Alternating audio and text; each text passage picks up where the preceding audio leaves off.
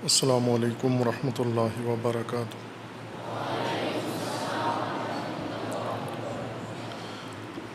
اعوذ باللہ من الشیطان الرجیم، بسم اللہ الرحمن الرحیم۔ الحمد للہ والصلاۃ والسلام علی رسول اللہ وآلہ آل اللہ، واللعنۃ الدائمۃ علی اعدائہم واعداء اللہ من یوم عداوتہم الی یوم لقاء اللہ۔ اما بعد، فقال امیر المؤمنین علی بن ابی طالب علیہ الصلاۃ والسلام: اعقلوا الخبر اذا سمعتموه عقل رعایت لا عقل روایت،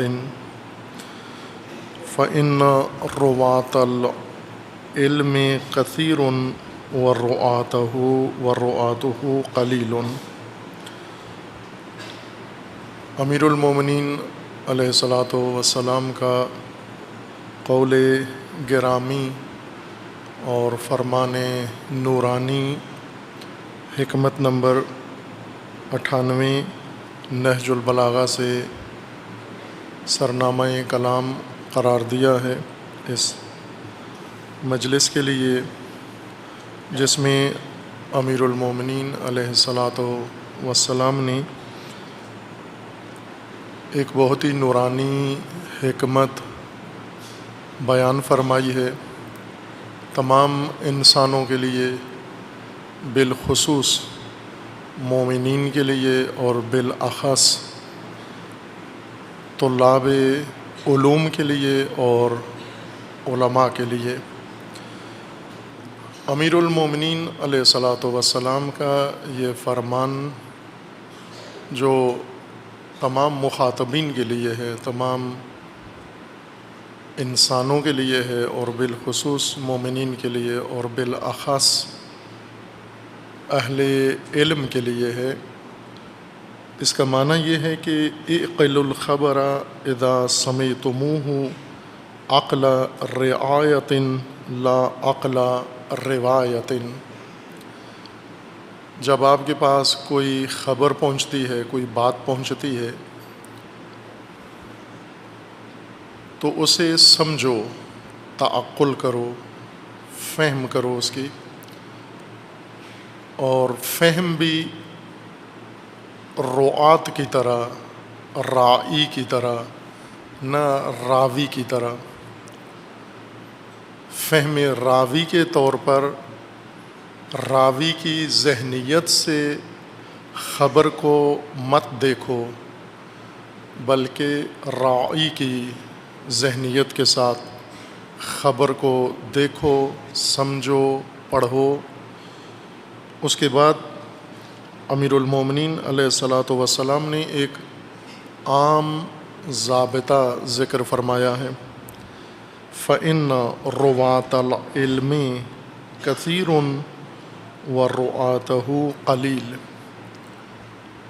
راوی علوم کے کثرت سے ہیں، زیادہ ہیں، بہتات ہے ان کی، اور راعی العلم، رعاة العلم قلیل ہیں، بہت کم ہیں اور نادر ہیں۔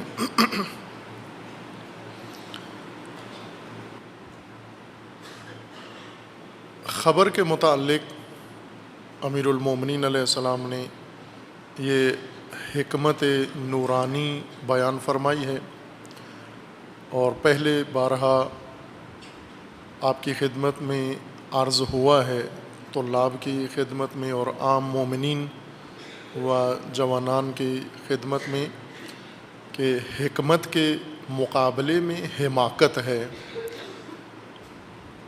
اصطلاح میں، قرآن کریم کی اصطلاح میں، نہج البلاغہ کی اصطلاح میں، دین کی اصطلاح میں اور علوم کی اصطلاح میں، حکمت کے مقابلے میں حماقت ہے کہ انسان یا اہل حکمت ہوتا ہے یا پھر اہل حماقت ہے۔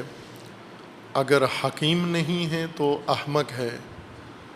احمق بے وقوف انسان، بے شعور انسان، بے بصیرت انسان، جس کے پاس عقل نہ ہو، فہم نہ ہو، اور صحیح فہم نہ ہو، جس کی معیاری فہم نہ ہو. جس کی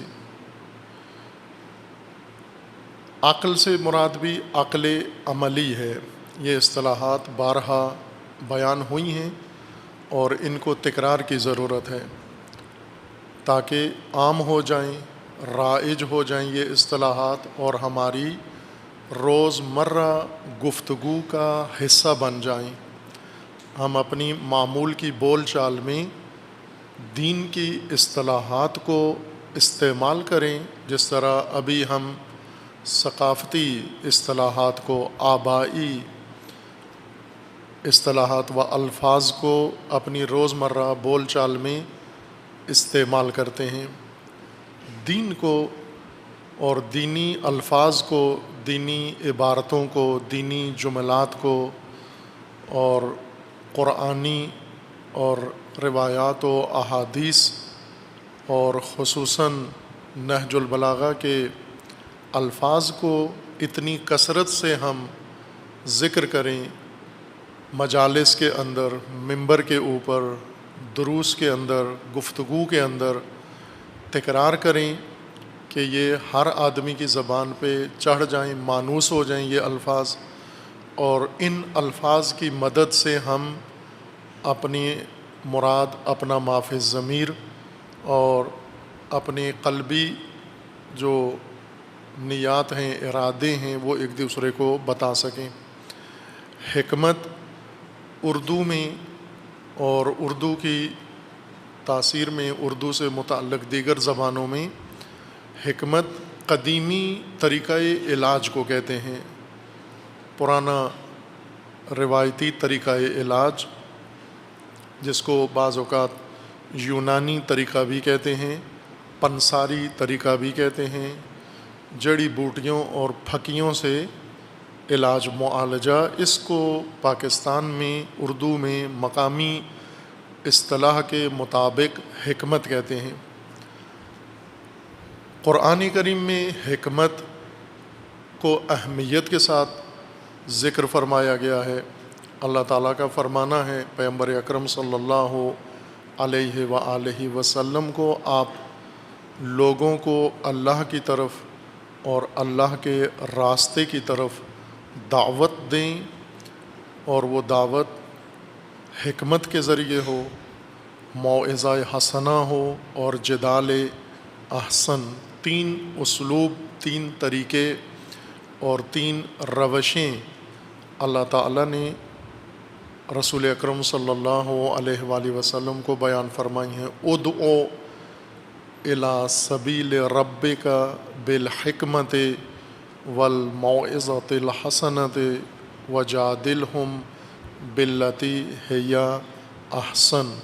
پس حکمت ایک اسلوب ہے، روش ہے الہی، اللہ کی جانب سے، قرآنی، جو انبیاء کو سکھائی گئی ہے اور انبیاء کو تعلیم دی گئی ہے، اور انبیاء کو اس روش کے تحت اللہ کا پیغام اور ہدایت لوگوں تک پہنچانے کا حکم دیا گیا ہے. اور انبیاء کی تعلیمات کے نتیجے میں اور تأسی کے نتیجے میں جو انبیاء کرام کے پیروکار ہیں، ماننے والے ہیں، ایمان رکھتے ہیں انبیاء کے اوپر، ان کے لیے بھی انہی روشوں کا اپنانا اور ان کی تقلید اور انہی کے مطابق اللہ تعالیٰ کا پیغام لوگوں تک پہنچانا لازم و واجب ہے.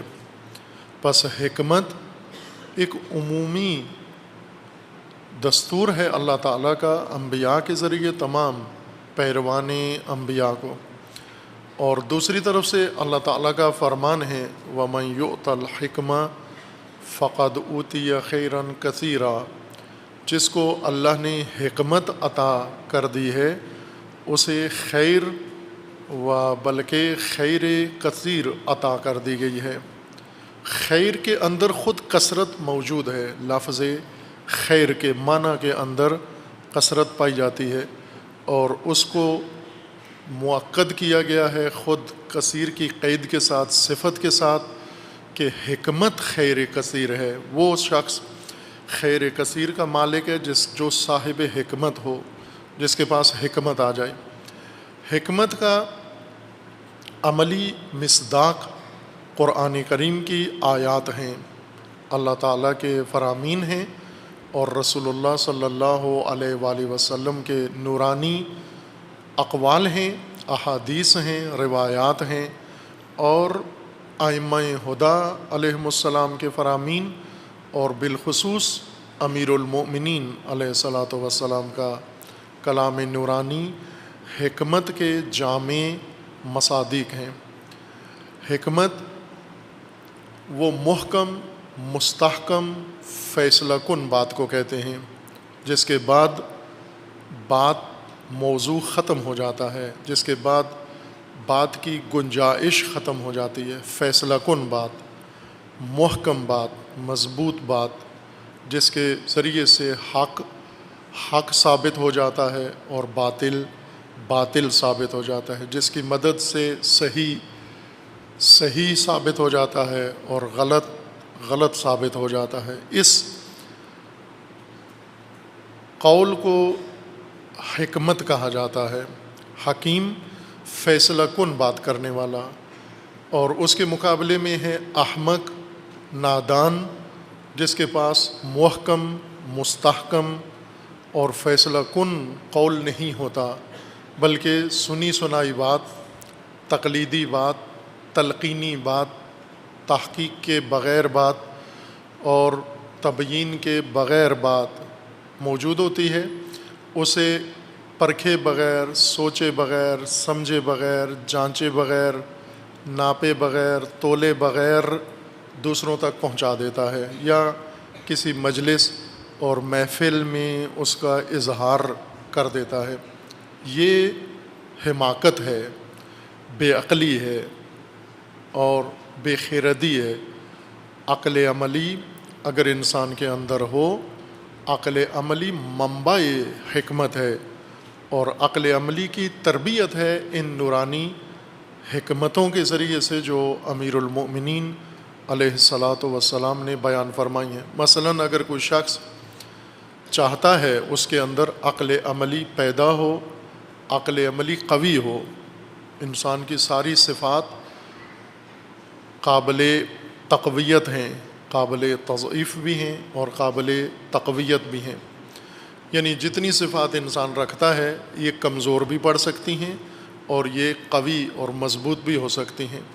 ارادہ کمزور بھی ہو جاتا ہے اور مضبوط بھی ہو جاتا ہے، دونوں صفتیں ارادے کے اوپر طاری ہو سکتی ہیں۔ جو مشق کر لے انسان، جس بات کی تمرین کر لے، وہی حالت آپ کی صفات پر طاری ہوگی، آپ کے جسم کی طرح اور جسمانی اعضاء و اندام کی طرح۔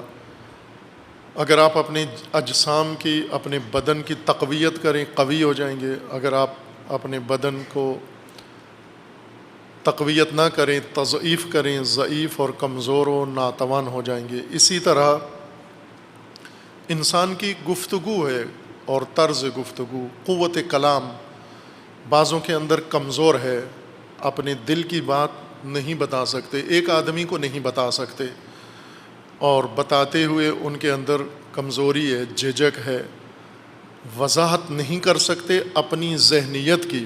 لیکن بعض اتنے فصیح و بلیغ ہوتے ہیں کہ ہزاروں اور لاکھوں کے مجمع میں اپنی بات بہت خوبصورتی کے ساتھ، وضاحت کے ساتھ اور خود اعتمادی کے ساتھ بیان کر لیتے ہیں۔ بس خطابت، قوت گویائی انسان میں کمزور بھی ہو جاتی ہے اور تقویت بھی پڑ جاتی ہے، تقویت بھی اس کی ہو سکتی ہے۔ اسی طرح قوت فہم، سمجھداری، بصیرت کمزور بھی پڑ جاتی ہے، قوی بھی ہو جاتی ہے، اور اکثر نے اپنی بصیرت کو کمزور ہی رکھا ہوا ہے۔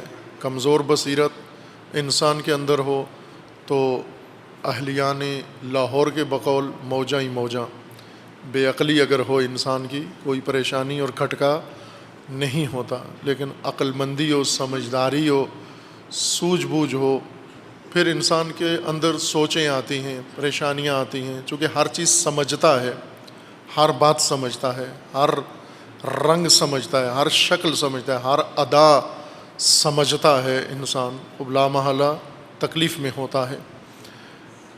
بصیرت کمزور بھی ہوتی ہے اور بصیرت قوی بھی ہوتی ہے۔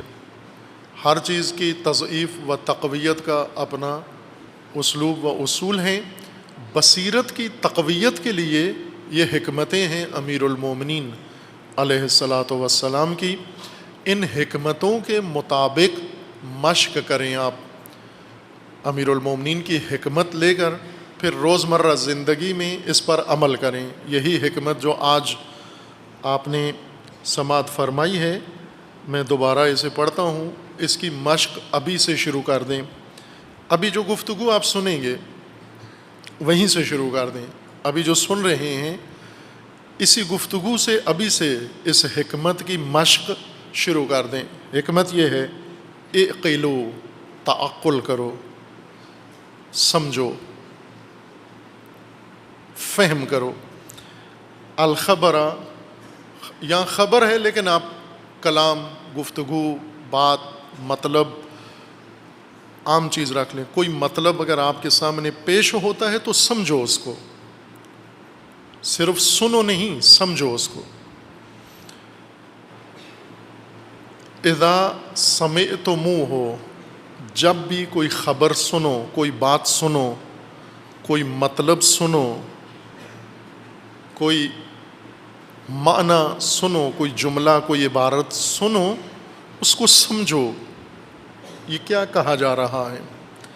اعقلوا الخبر اذا سمعتموہ، جب سنو تو سمجھو۔ کس طرح سے سمجھو؟ عقل رعایت، فہم رعایت یا فہم راعی کے انداز میں اس کو سمجھو، راعی کی حیثیت و ذہنیت سے اس کو سمجھو۔ رعایت، رے عین الف یہ اور تے، رعایت استعمال کرتے ہیں آپ، لیکن مارکیٹوں میں اور بازاروں میں، ابھی بکرا منڈی میں یہ لفظ آپ سب نے استعمال کیا ہے، جی تھوڑی رعایت کر دیں، بکرا خریدنے میں قیمت میں تھوڑی رعایت کر دیں۔ دکانوں پہ روزانہ چھوٹے بڑے سب یہ لفظ استعمال کر دیں، تھوڑی رعایت کر دیں، یعنی قیمت تھوڑی کم کر دیں۔ اردو میں رعایت بکرا منڈی میں ہوتی ہے اور دکان پہ ہوتی ہے، مارکیٹ میں ہوتی ہے، ڈرائیور کے پاس ہوتی ہے، یا پھر جامعہ میں داخلے کی فیس کے وقت رعایت کا استعمال کثرت سے ہوتا ہے۔ لیکن اس کے علاوہ معنی بھی نہیں پتہ ہوتا کہ رعایت کا معنی کیا ہے۔ رعایت، رے عین الف یہ تے، رعایت۔ اسی سے ایک اور لفظ اردو میں اس کا بھی استعمال ہوتا ہے اپنے مقام پر، مراعات، مراعات یافتہ طبقہ، مراعات، میم رے الف عین الف تے، مراعات، یعنی کسی کو اگر سہولتیں زیادہ دیں، حکومت نے دے دی ہیں، کسی ادارے نے دے دی ہیں، کسی اور طبقے نے دے دی ہیں، تو اسے کہتے ہیں یہ مراعات یافتہ طبقہ ہے، اس کو سہولتیں دے دی گئی ہیں، اس کو، اس کے اختیار میں وسائل ہیں، مال ہے اور اسباب ہیں، اس کو سب کچھ دے دیا گیا ہے، مراعات یافتہ طبقہ ہے۔ اس کے مقابلے میں محروم لوگوں کو کہا جاتا ہے کہ جو مراعات نایافتہ ہیں، کوئی مراعات ان کے لیے، عوام کے لیے نہیں ہوتی۔ یہ اردو استعمالات ہیں۔ ابھی آپ نے نہج البلاغہ کا استعمال، قرآنی استعمال، دینی اصطلاح سمجھنی ہے۔ راعی، اور احادیث کے اندر بھی اس کا ذکر ہے۔ رسول اللہ صلی اللہ علیہ وآلہ وسلم کی معروف حدیث جو ہر زبان پہ ہونی چاہیے اور تھی کسی زمانے میں، ہمیں یاد ہے جب اسکول پڑھتے تھے ہم تو یہ روایت وہاں پڑھائی گئی تھی، سکول کے نصاب میں لکھی ہوئی تھی، جو ابھی اس کی جگہ پر اب ظاہر ہے اس وقت اردو نصاب پڑھتے تھے، حکومتی سکولوں میں اکثر لوگ پڑھتے تھے، کم از کم گاؤں کے لوگ. شہری ممکن ہے مراد یافتہ تھے، شہری وہ پہلے ہی یہ نصاب چھوڑ چکے تھے اور وہ انگلش نصاب پڑھتے ہیں. انگلش نصاب میں مراعات، رعایت، راعی، حدیث، رسول، اس کا ذکر ہی نہیں آتا. لہٰذا انگلش سکولوں کے پڑھے ہوئے فارغ التحصیل مسلمین اور ان کی اولادیں وہ ایسی چیزوں سے ناآشنا ہیں، ان کے کان بھی. ظاہر ہے انگلش نصاب میں کہاں آئے گا قرآن کا ذکر، آئے گا حدیث کا ذکر، آئے گا ائمہ کا ذکر آئے گا. انگلش سکولوں والوں کو آج ایک کھٹکا ہے، مومنین بچوں کو انگلش سکول میں بھیج کے پھر خود کہتے ہیں جی اب اسلامیات کا کچھ کیا جائے، اب اس بچے کو کوئی اسلامیات کے لیے اہتمام کیا جائے. باقی تو ہم نے کر لیا ہے، اسلامیات کے لیے اب اس کو کوئی اہتمام کیا جائے. اس وقت یہ حدیث بہت بچپن میں سنی تھی، بہت، یعنی کم عمری میں، اور ہر ایک کو پتہ تھی اتفاقاً، جس سے بھی سنتے تھے اسے معلوم تھی یہ حدیث. کلکم راعن و کلکم مسئول، سب کو پتہ تھی، شیعہ، سنی، عورت، مرد. کم لوگ تھے جو، حتیٰ ان پڑھوں کو بھی پتہ تھی یہ حدیث.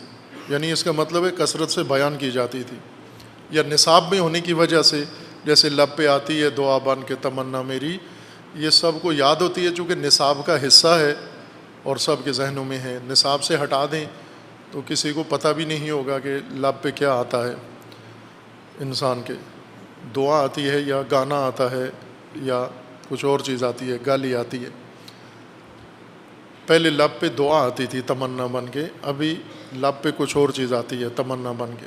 جب اردو نصاب تھا تو لب پہ دعا آتی تھی، اب جب انگلش نصاب ہو گیا ہے تو اب لب پہ ٹوئنکل سٹار آتا ہے، دعا نہیں آتی. یہ برکتیں ہیں جو ایک ایک کر کے اٹھ گئی ہیں، ہدایت ہے جو مرتفع ہو گئی ہے آپ کے تعلیمی اداروں سے، نصابوں سے، کتابوں سے، استادوں سے. استادوں کو بھی نہیں آتی ہیں ابھی چیزیں، یہ حدیثیں ان ٹیچرز کو بھی نہیں پتہ، وہ بھی نابلد و ناآشنا ہوتے ہیں. کلکم راعن،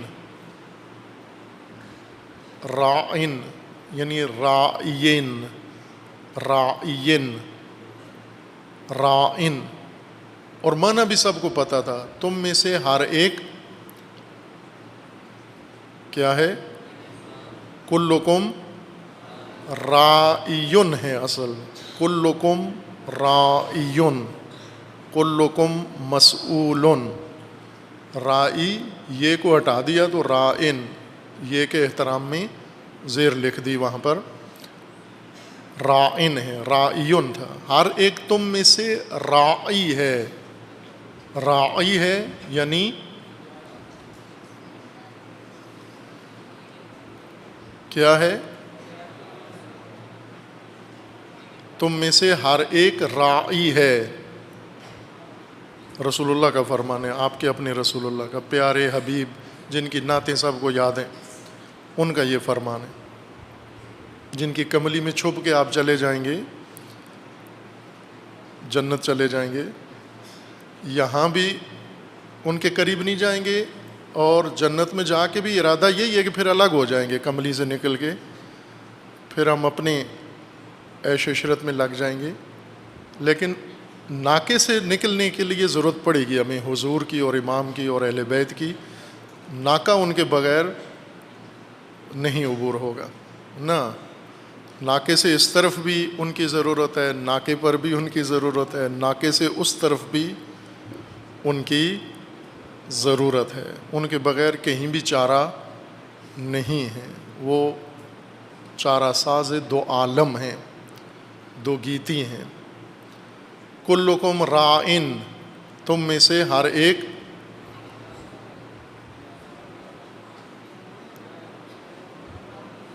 کیا ہے؟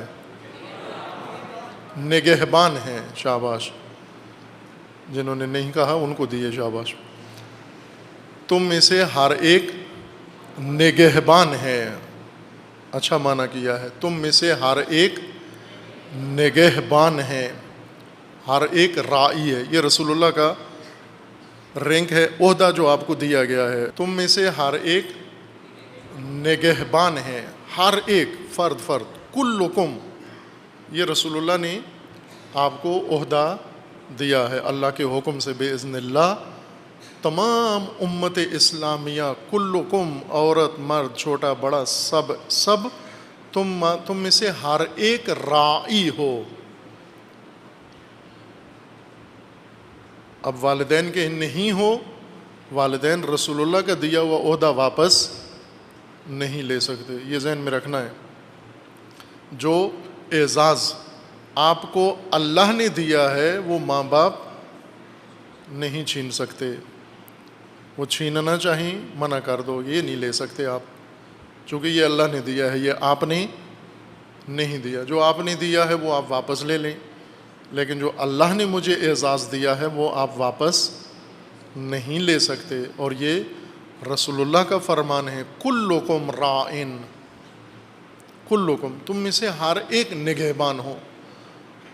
آپ اگر اسکول میں ہیں، مدرسے میں ہیں، وہاں کوئی استاد آپ سے یہ اعزاز چھیننا چاہے کہ نہیں آپ میں سے سارے نگہبان نہیں ہیں، تو کہہ دو کہ نہیں، ہم ہیں، چونکہ رسول اللہ نے ہمیں نگہبان مقرر کیا ہے، بنایا ہے.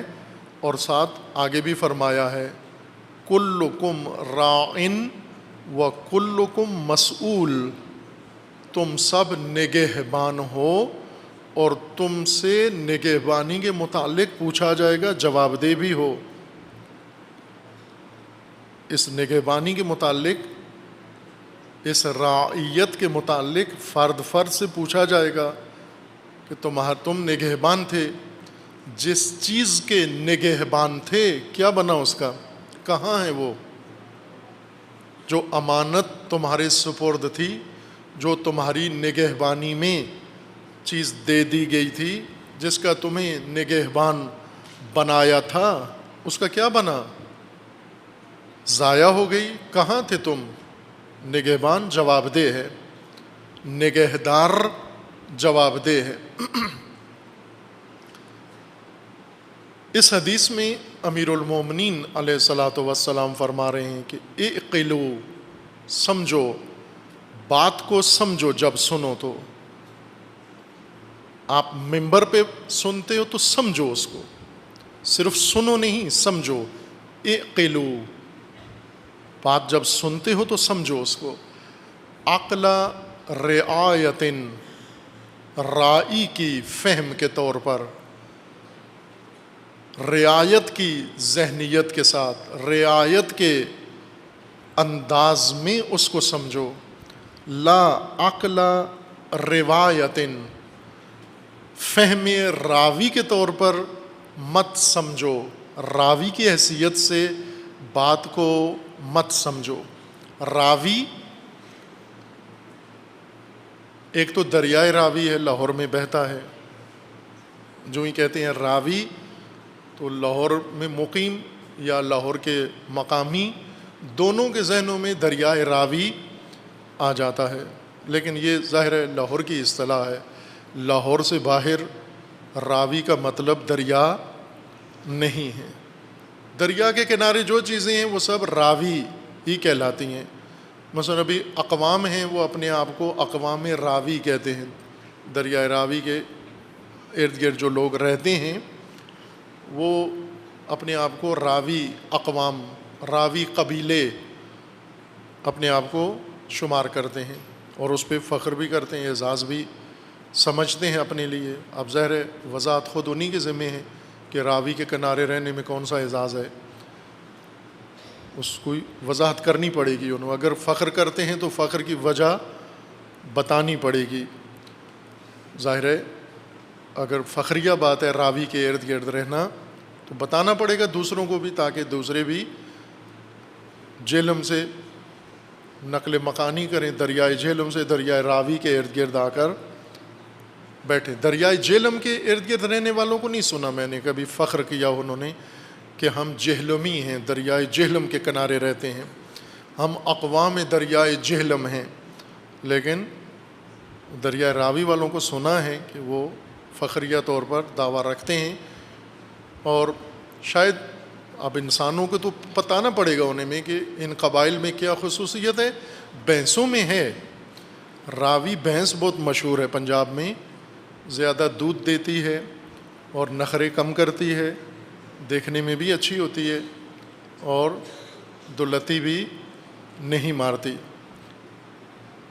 بھینسیں کی وجہ سے شاید اعزاز سمجھتے ہوں کہ بھینسیں چونکہ یہاں اچھی ہوتی ہیں لہٰذا ان کی وجہ سے ہم بھی اچھے ہوتے ہیں، ممکن ہے یہ ہو، بارکیف راوی بھینسیں ہیں۔ لیکن یہ لاہور کی عرض کیا، پنجاب کی اصطلاح ہے۔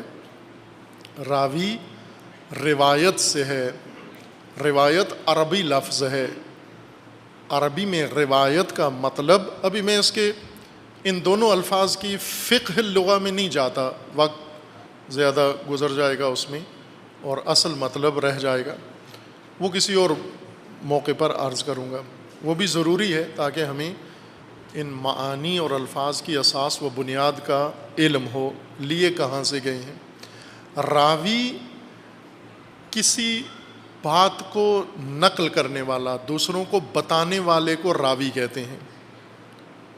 راعی نگہبان، نگہدار، راوی جو دیکھے اور سنے، سن کے دوسروں کو بتائے، سنتا اسی لیے کہ اس کو آگے بتانا ہے جا کر۔ راوی کے طور پر سننا اور راوی کے طور پر سمجھنا، یعنی یہ مطالعہ کر رہا ہے تاکہ اس کو آگے بیان کرنا ہے۔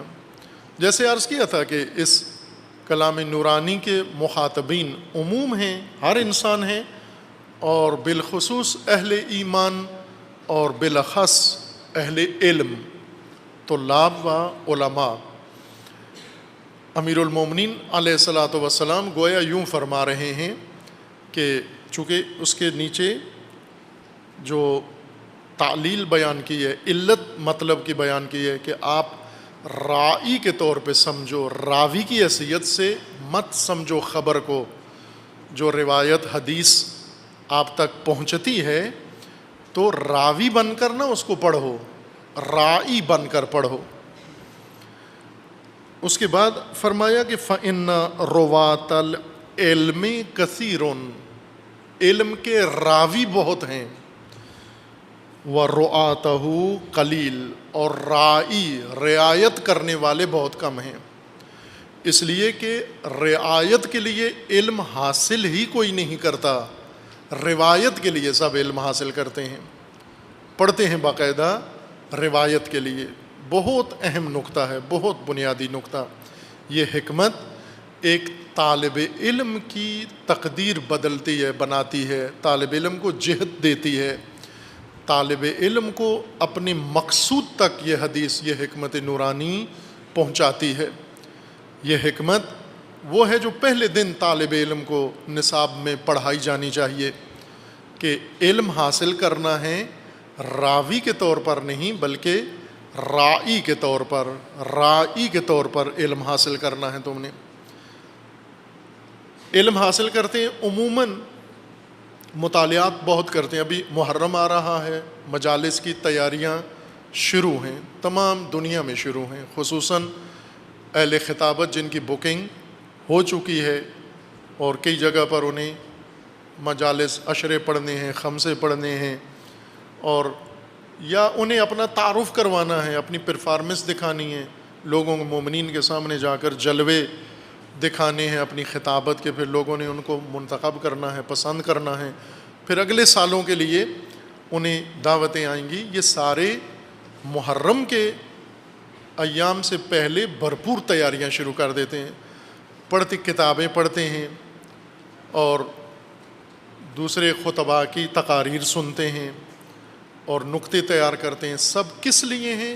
سب بیان کرنے کے لیے، ممبر کے لیے، کہ انہوں نے ممبر پہ جا کر یہ باتیں دوسروں کو بتانی ہیں، آگے جا کر نقل کرنی ہے، آگے جا کر بیان کرنی ہے۔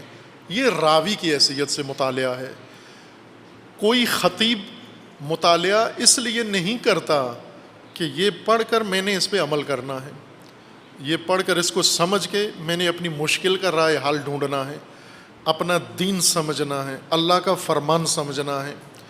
یہ روایت پڑھ کر مجھے رسول اللہ کا مقصد سمجھ میں آئے، اس کے لیے کتنے طلاب و علماء مطالعہ کرتے ہیں، یہ مردم شماری تو ہو گئی ہے، طلبہ شماری، مطالعہ شماری اور علماء شماری کی ضرورت ہے۔ ایسے سروے کی ضرورت ہے جس میں یہ دیکھا جائے کہ اہل مطالعہ علماء و طلاب بالخصوص کیوں پڑھتے ہیں۔ آپ عمومی تعلیمی اداروں کے اندر آ جائیں، یہ حدیث سب کے لیے ہے، صرف طلاب دین کے لیے نہیں بلکہ طلاب دنیا کے لیے بھی ہے جو علوم دانشگاہی پڑھ رہے ہیں، اسکولوں کالجوں میں ہیں۔ یہ کیوں پڑھ رہے ہیں علم کو؟ یہ بھی راوی کے طور پر پڑھ رہے ہیں، یہ اس لیے پڑھ رہے ہیں کہ انہوں نے علم حاصل کرنا ہے، علم حاصل کر کے انہوں نے امتحان دینا ہے۔ امتحان البتہ یہ جو علم حاصل کرتے ہیں معلومات پڑھتے ہیں، یہ ذہن میں رہے، علم میں اور معلومات میں فرق ہے، بڑا لطیف سا فرق ہے۔ یہاں وقت نہیں ہے، پہلے بیان کیا ہوا ہے، پھر کسی وقت اور مناسبتوں سے بیان کریں گے جہاں موضوع علم ہوگا اور موضوع معلوم ہوگا۔ یہاں ذہن میں رکھ لیں کہ علم یہ معلومات پڑھتے ہیں، علوم نہیں پڑھتے، معلومات ازبر کرتے ہیں، رٹا لگاتے ہیں، چونکہ امتحان میں علوم کا امتحان نہیں ہوتا، معلومات کا امتحان ہوتا ہے، اور معلومات کا بھی امتحان نہیں ہوتا، انسان کے حافظے کا امتحان ہوتا ہے کہ معلومات اس کے ذہن میں کتنی ہے، رٹا کتنا لگایا ہے اس نے، رٹے کا امتحان ہوتا ہے۔ کیوں ہوتا ہے؟ اس لیے کہ اس نے ڈگری لینی ہے، ڈگری کے لیے یہ امتحان پاس کرے گا۔ ڈگری کیوں لینی ہے؟ ڈگری میں کیا خاصیت ہے؟ کیوں مقدس ہے ڈگری؟ آیا جنت کا پروانہ ہے، کامیابی ہے یہ؟ نہ، ڈگری اس لیے لینی ہے کہ ملازمت کرنی ہے آگے، ملازمت کے لیے ڈگری چاہیے، ڈگری کے لیے امتحان پاس کرنا چاہیے، امتحان کے لیے پڑھائی چاہیے، معلومات چاہیے، اس کے لیے پڑھتے ہیں سارے۔ بس علم حاصل کرتے ہیں، ابھی اس کا نام ہم علم ہی رکھ لیں، علوم کی طرف جاتے ہیں اور باہری فیسیں دے کے پڑھتے ہیں، بہت باہری فیسیں، سن کے انسان کے کانوں سے دھواں نکلنے لگتا ہے جب ان باہر والے تعلیمی اداروں کی فیسیں سنیں۔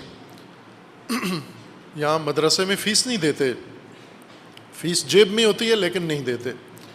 مدرسے میں فیس دینے کو اپنے لیے نامردی سمجھتے ہیں کہ وہ نامرد ہے جو مدرسے کو فیس دے دے، اور وہ بہت فخریہ بات ہے جو کالج میں فیس دے، بتاتے بھی ہیں کہ بچے کی اس سال کی فیس یا اس مہینے کی اتنی فیس ہے، واقعاً دھواں نکلتا ہے کانوں سے سن کے، کان جلنے لگتے ہیں، پردے پھٹنے لگتے ہیں، دماغ سوں سوں کرتا ہے اور ہیٹ دماغ کی تیز ہو جاتی ہے کہ کاروباری ادارے، تجارتی ادارے ہیں، تعلیم کے نام پر تجارتی ادارے بھاری فیسیں لیتے ہیں اور اس کے بدلے میں ڈگریاں دیتے ہیں۔ یہ ڈگریاں کیوں لیتے ہیں؟ اس لیے کہ انہوں نے ان ڈگریوں کے بنا پہ ملازمتیں کرنی ہیں۔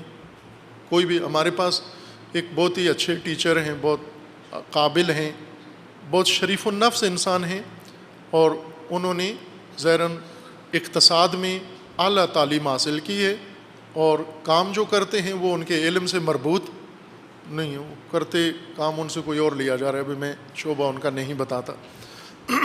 اکثر اس طرح سے زراعت کی ڈگری لے کر آدمی مثلاً ڈسپینسر لگا ہوا ہے، میڈیکل کی ڈگری لے کے اسپیئر پارٹس بیچ رہا ہے۔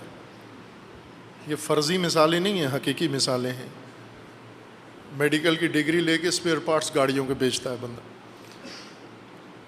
وہ ڈگریاں لیتے ہیں ملازمتوں کے لیے، علم حاصل کرتے ہیں ملازمتوں کے لیے۔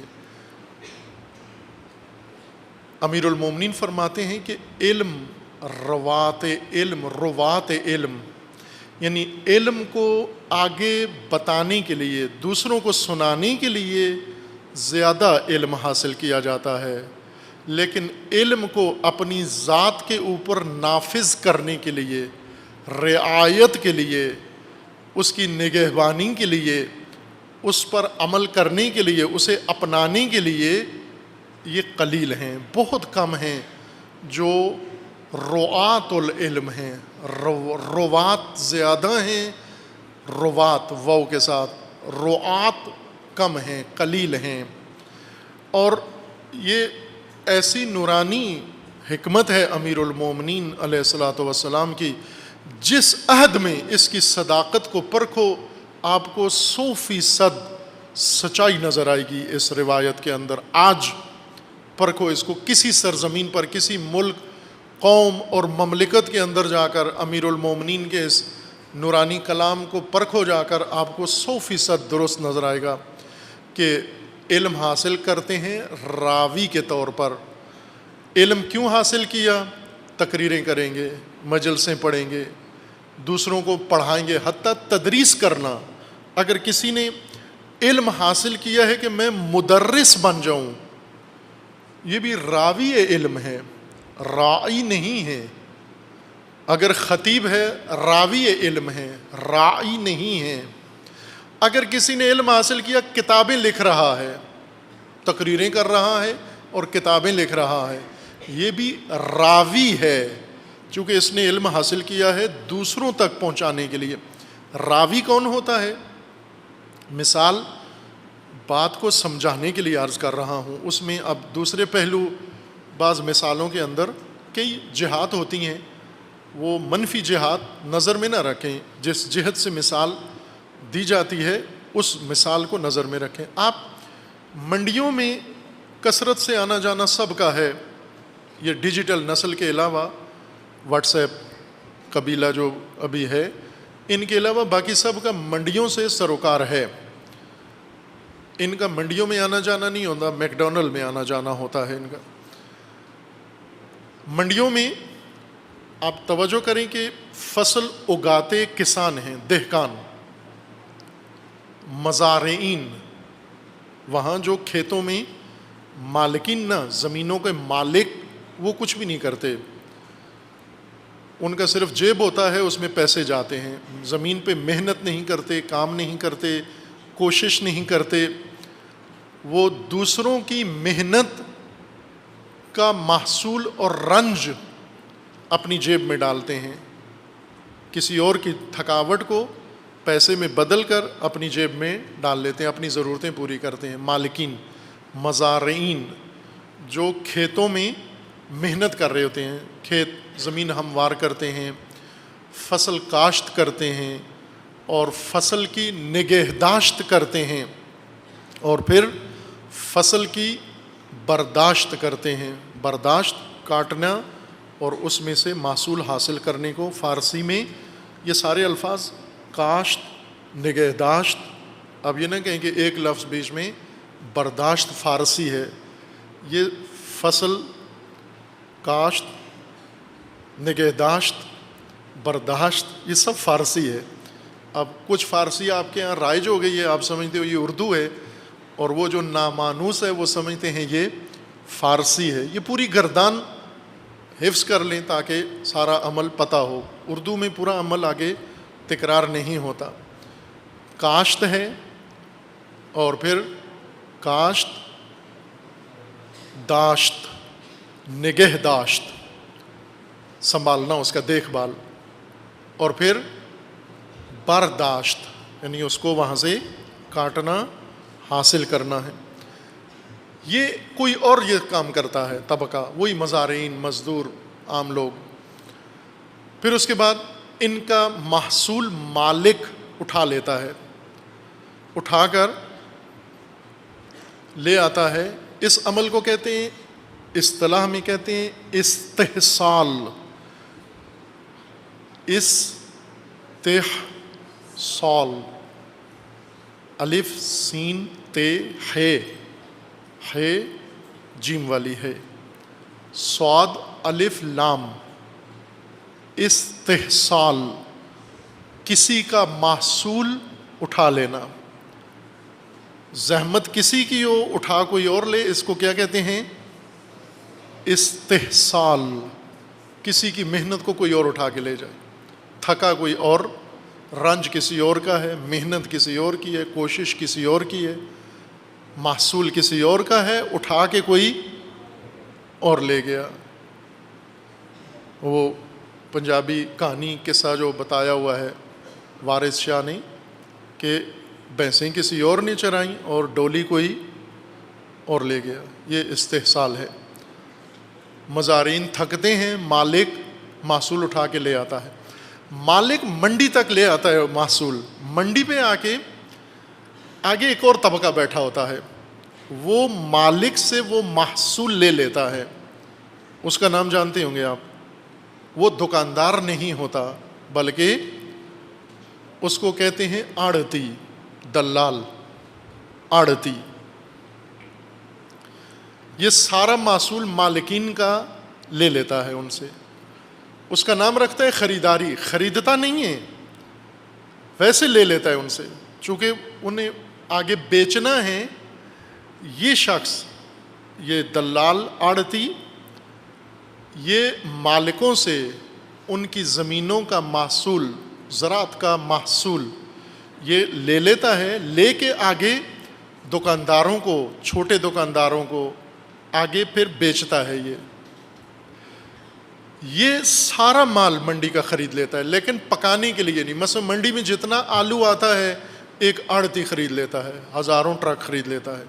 آپ وہاں اگر کھڑے ہوئے، ایک طالب علم کھڑا ہوا، وہ حیران ہو جائے گا، شاید حیرت سے مر بھی سکتا ہے، وہ حیرت سے بلڈ پریشر ہائی ہو، وہیں رگ پھٹے اس کی کہ بھائی ہمارے مدرسے میں تو اتنے آلو آتے ہیں اور ہم کھا لیتے ہیں، مثلا 3 بوریاں آتی ہیں، یہ تو اتنے ٹرک لے رہا ہے، یہ ایک آدمی یا اس کا خاندان اتنے ٹرک آلو کھائے گا؟ یہ وہ کھانے کے لیے نہیں خریدتا بلکہ بیچنے کے لیے۔ کسی کا مال ہے، کسی اور کو بیچتا ہے، مالک مال کا کوئی اور ہے، خریدار مال کا کوئی اور ہے، یہ بیچ میں ان کے آپس میں واسطہ بنتا ہے۔ چونکہ مالک صرف مزدوروں کی محنت کھانے کا ہنر جانتا ہے، آلو بھی نہیں بیچ سکتا نالائق۔ مزدور لائق ہیں، انہوں نے آلو کاشت کیا، انہوں نے آلو اٹھایا، بوریوں میں بھرا، صاف کیا، گندم، چاول، ہر چیز یہ مالک اٹھا کے لے آیا۔ اب اس کی نالائکی کی حد دیکھیں کہ خود بیچ بھی نہیں سکتا، لا کے آڑتی کو دے دیتا ہے کہ تو بیچ۔ آڑتی سارا مال اس کا لے لیتا ہے، لے کے پھر دکانداروں کو بیچتا ہے بھاری قیمت پر، کم قیمت میں لیتا ہے اور بھاری قیمت پر بیچ دیتا ہے۔ منڈی کا دکاندار لا کر شہر میں، محلے میں لے آتا ہے، وہاں آ کر اور قیمت بڑھا کر پھر عام لوگوں کو، گھروں کے جو ضرورت مند ہیں ان لوگوں کو بیچ دیتا ہے۔ یہ قدیم سے، جب سے انسان نے تجارت سیکھی ہے، آج تک یہی طریقہ چلا آ رہا ہے۔ اس میں روات بتانا چاہتا ہوں، راوی کون ہوتے ہیں؟ راوی وہ ہوتے ہیں جو اگاتے نہیں ہیں، جو کاشت نہیں کرتے، بلکہ کسی کی محنت کا مطالعہ کر لیتے ہیں۔ کتاب کلینی نے لکھی، مرحوم کلینی نے لکھی، یہ اس میں سے پڑھ لیتے ہیں، حدیث اٹھا لیتے ہیں، پڑھ کے آ کے مجمع کو سنا دیتے ہیں۔ وہی آڑتی والا کام، آلو کا ٹرک لے کے کسی اور کو دے دیتے ہیں، اپنا مارجن رکھا ہوتا ہے، فیس، کہ یہ حدیث ہے، نہج البلاغہ کا قول ہے، قرآن کی آیت ہے، یہ فلاں بات ہے، علمی کتاب ہے، فلاں ہے، یہ سب کچھ مطالعہ کرتے ہیں۔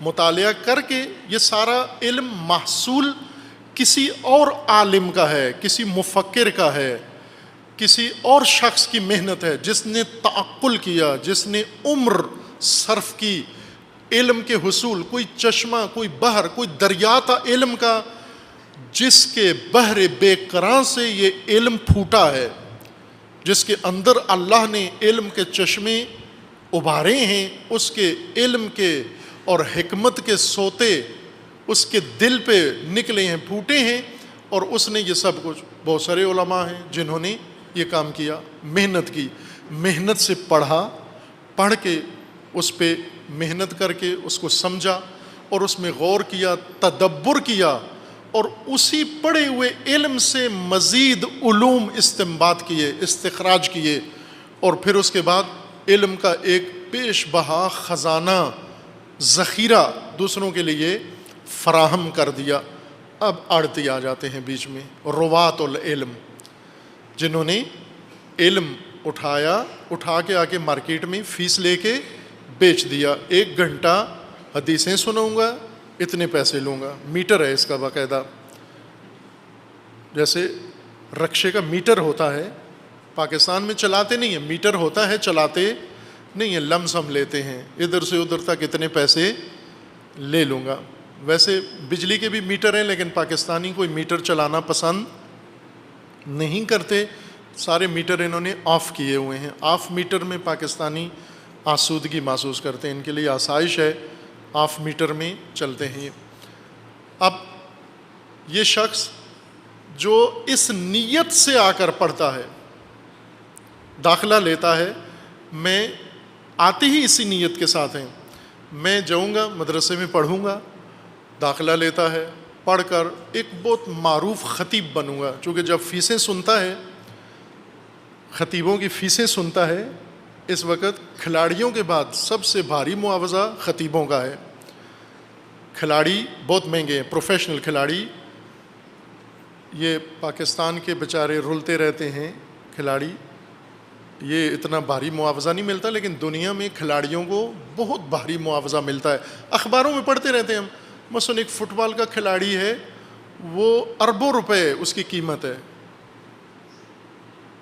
جیسے منڈی میں بیل آتا ہے, بہت شاندار اس کی قیمت لگتی ہے, اس طرح فٹ بال کے کھلاڑی باقاعدہ بیچتے ہیں, فروخت کرتے ہیں. اور اس کے بعد اگر ہم دیکھیں عالمی منڈی میں, تو خطیبوں کی قیمت دوسرے نمبر پر آ جاتی ہے. ان خطیبوں نے سارا علم جمع کیا, ٹوٹکے جمع کیے, تار و خشک جمع کیا, ہر چیز بٹوری اور مضمون تیار کیے, مجلسیں تیار کیں, گفتگو تیار کی, عشرے تیار کیے. کس لیے یہ سارا کچھ اکٹھا کیا, کس لیے یہ ڈائریاں بھریں, کس لیے یہ سب کچھ کیا؟ تاکہ بھاری فیسیں لوں. ابھی پاکستان میں علم حاصل نہیں کرتے. یہ ایک اور خوبی ہے وطن عزیز کی, کہ یہاں کی خوبیاں بہت نرالی ہیں دنیا میں, کہ یہاں اتنی بھی زحمت نہیں کرنی پڑتی کہ راوی کے طور پر علم حاصل کر کے ممبروں کے اوپر بیان کیا جائے. پاکستان میں خطیب بننے کے لیے فقط آپ کو چند چیزیں ہونی چاہیے. ایک تو بولنے کا ڈھنگ آتا ہو آپ کو, اور جھجک نہ ہو بولنے میں. اب جھجک میں کہہ رہا ہوں کہ یعنی کوئی شرم یا کسی پہلو سے نہ ہو انسان کے اندر. جھوٹ بولتا ہے تو بول دے, غلط بیانی کرتا ہے تو کر لے, قسم کھانی پڑتی ہے تو کھا لے, کوئی حکایت بیان کرنا پڑتی ہے کر لے. ایک شرط یہ ہے, اور ساتھ اس کے جو ایک محنت البتہ ان کو کرنا پڑتی ہے, اپنا حلیہ بناتے ہیں. حلیہ خاص قسم کا بناتے ہیں, ایکٹروں والا, اور خاص قسم کے خط داڑھی بنواتے ہیں, وہ لکیر والی داڑھی, پینسل والی, خاص خط بنواتے ہیں, اپنی سٹائل, ہاتھوں میں کڑیاں ڈالتے ہیں, انگوٹھیاں پہنتے ہیں اس طرح, اور کنٹھے. یہ کافی ہے. علم کی ضرورت ہی نہیں ہے پاکستان میں خطیب بننے کے لیے. لیکن میں صرف پاکستان کے حوالے سے نہیں بات کر رہا, عمومی بات کر رہا ہوں. امیر المومنین کی حکمت عام ہے, ساری دنیا کے لیے ہے, کہ راوی کے طور پر علم حاصل مت کرو, رائی کے طور پر علم حاصل کرو. راوی سمجھیں کون ہوتا ہے؟ راوی جو علم حاصل کرتا ہے, مطالعہ کرتا ہے, اسٹڈی کرتا ہے, پڑھتا ہے, مطلب اکٹھا کرتا ہے, صرف اس مقصد کے لیے کہ اسے دوسروں تک پہنچانا ہے, اسے وہاں لوگوں کو سنانا ہے, یہ مضامین اس لیے اکٹھے کر رہا ہے.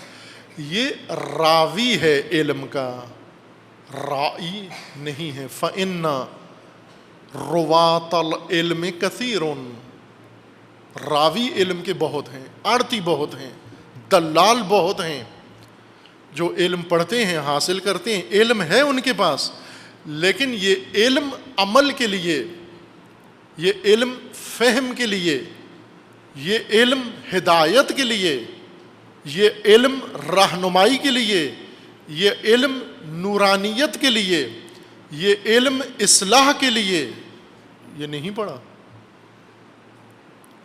یہ علم صرف دوسروں کو سنانے کے لیے پڑھا ہے. معاوضہ لے کر یا بغیر معاوضے کے، فرق نہیں پڑتا. سارے راوی معاوضہ والے نہیں ہوتے، بعض بغیر معاوضے کے بھی راوی ہیں. رعاۃ العلم بنو، نہ روات العلم. راوی نہ رائی، نگہبان. نگہبان رائی کا مطلب یہ ہے کہ جب آپ تک کوئی حدیث پہنچتی ہے، خبر پہنچتی ہے، ائمہ اطہار سے پہنچتی ہے، اس کو سمجھو. اعقلو، سمجھو. الخبر اذا سمعتموہ، جب سنتے ہو روایت اس کو سمجھو. عقل رعایت، رائیانہ عقل سے، فہم سے اس کو سمجھو. رائی کی ذہنیت سے سمجھو اس کو، نہ راوی کی حیثیت سے اس کو سمجھو.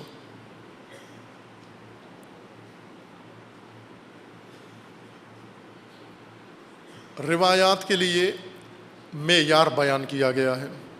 ائمہ اطہار نے اپنے کلام کے لیے، اپنے اقوال کے لیے معیار، کسوٹی ذکر کی ہے کہ جب بھی آپ کے پاس حدیث پہنچے، روایت پہنچے، اس کو پہلے پرکھو.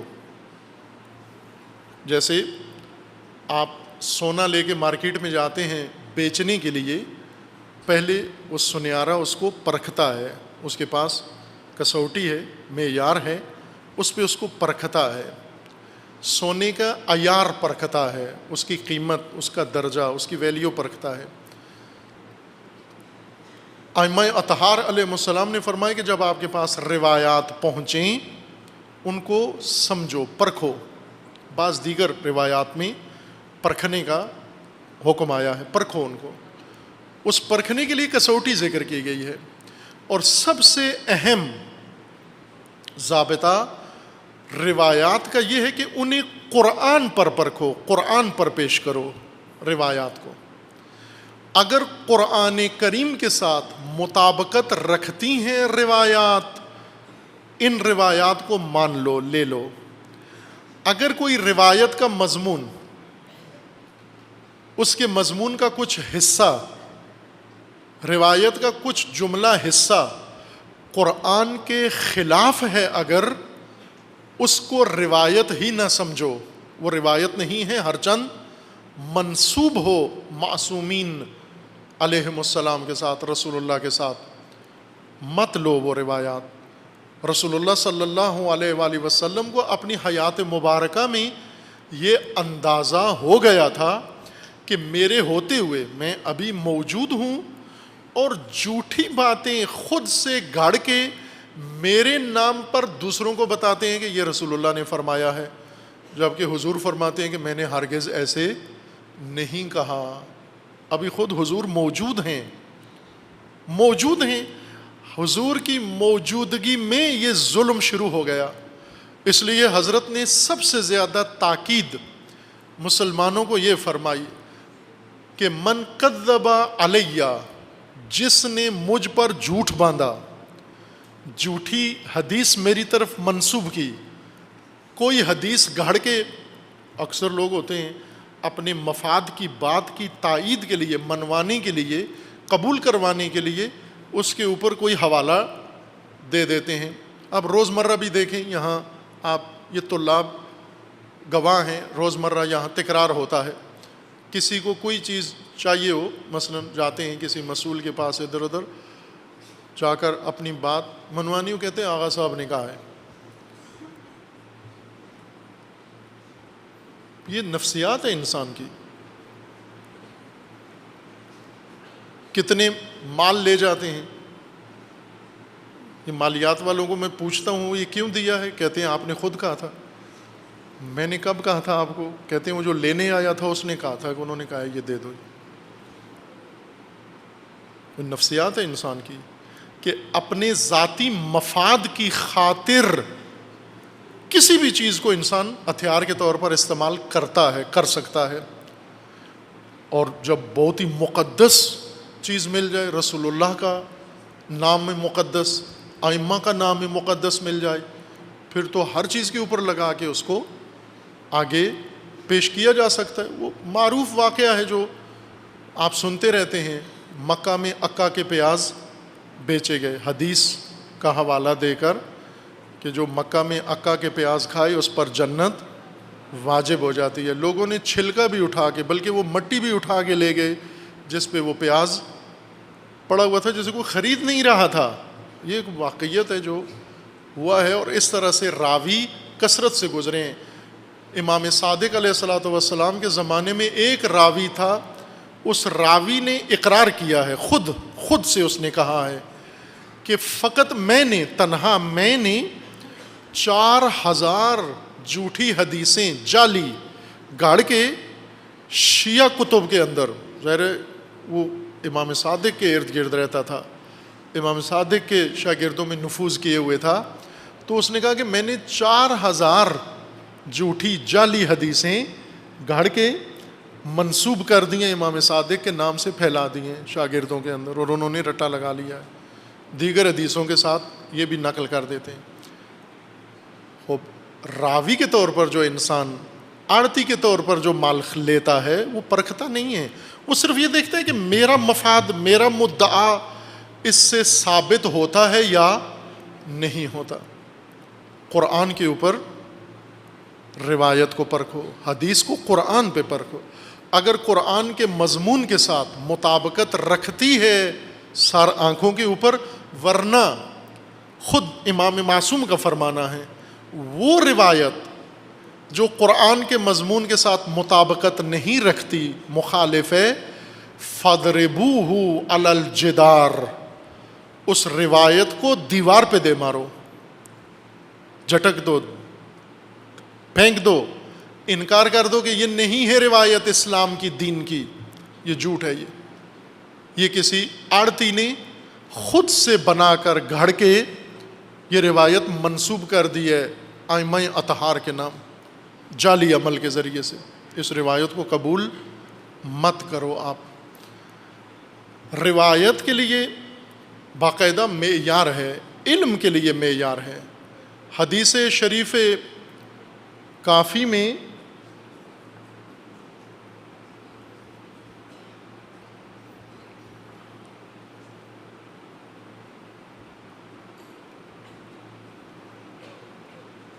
مرحوم کلینی رحمۃ اللہ علیہ نے ترتیب یوں دیا ہے کتاب کافی کو کہ پہلا حصہ جس کا نام اصول کافی ہے، اس میں پہلی کتاب ہے عقل و جہل، حکمت و حماقت، دوسری ہے کتاب العلم فی فضل العلم، فضیلت علم و عالم۔ اس دوسرے باب میں، کافی کے دوسرے باب میں، جلد اول میں، اور پھر دیگر کتابوں کے اندر، تمام روایات کی کتابوں کے اندر یہ روایات ذکر ہوئی ہیں جس میں علم کے حصول کے آداب ذکر کیے گئے ہیں، اور قسمیں طلاب کی اور علماء کی درج کی گئی ہیں، کتنی قسم کے طلاب ہوتے ہیں اور کتنی قسمیں علماء کی ہیں جو علم حاصل کیے ہوئے ہیں، کر رہے ہیں، کر چکے ہیں، اور جو کرنا چاہتے ہیں، ان کی کتنی اقسام ہیں۔ ان اقسام میں، ان روایات کے اندر بعض اقسام کی شدید مذمت کی گئی ہے، بہت شدید مذمت۔ ان مذمتی اقسام میں سے اس طبقے کی مذمت کی گئی ہے جو علم حاصل کرتا ہے چند چیزوں کے لیے۔ ایک، میرا کے لیے، میرا یہ بھی اصطلاح ہے، علمی اصطلاح، دینی اصطلاح، ائمہ کی اصطلاح، میرا کے لیے، میرا الجھنے کے لیے، جس طرح اکثر مومنین اس کو بڑا ایک دینی فریضہ سمجھتے ہیں، اور بعض اس کو تبلیغ دین سمجھتے ہیں، الجھنے کو، میرا اگر مثال کے ساتھ سمجھاؤں تو زیادہ آپ کو بات سمجھ میں آ جائے گی۔ دودھ سے مکھن کیسے نکالا جاتا ہے؟ یہ تو پتہ ہے نا کہ مکھن کہاں سے نکلتا ہے؟ کہاں سے نکلتا ہے؟ دودھ سے. الحمدللہ یہ بات متفقن علیہ ہے کہ مکھن دودھ سے نکلتا ہے. دودھ سے کیسے نکلتا ہے؟ بعض جگہ دہی بناتے ہیں، بعض جگہ نہیں بناتے. دہی بنا کے پھر اسے کیا کرتے ہیں؟ بلوتے ہیں.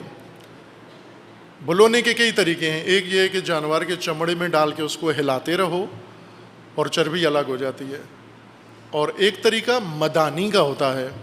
مدانی ایک لکڑی ہے جس کے نیچے چرخہ لگا ہوتا ہے، 4 لکڑیاں، اور اوپر ایک لکڑی ہوتی ہے جسے مختلف علاقوں میں مختلف طریقوں سے اسے، کچھ جگہوں پر اگر لاہور میں دیکھیں میٹھی لسی پینی ہو تو وہ پہلوان دھوتی باندھ کے پیٹ آگے ڈال کے مٹکے کے اوپر بنیان پہنی ہوتی ہے اور وہ آپ کو میٹھی لسی بنا کے دیتا ہے. وہ اسی شکل میں لذیذ ہوتی ہے. اگر دبلا آدمی لسی بنائے تو پینے کا مزہ نہیں آتا. پہلوان کا پیٹ اتنا ہونا چاہیے کہ مٹکے کے ساتھ لگا ہوا ہو. پھر وہ ہاتھوں سے اس کو اوپر سے ہلاتا ہے، اس آپ کے حصے کی لسی کو تھوڑی دیر ہلا کے پھر اس لکڑی کو جو دودھ کے اندر چلاتا ہے وہ اسے مدانی کہتے ہیں. خوب یہ دودھ میں چلائیں تو مکھن نکلتا ہے، لیکن اگر یہ پانی میں چلائیں، پانی لے کے مٹکے میں ڈال کے جگ میں اور اس میں مدانی چلاتے رہیں آپ، کیا نکلے گا؟ کیا نکلے گا؟ کیا؟ خاک. پانی میں مدانی چلانے سے کیا نکلے گا؟ کچھ نہیں نکلے گا. پانی میں مدانی چلانے سے کچھ بھی نہیں نکلے گا. اسی کو مرا کہتے ہیں.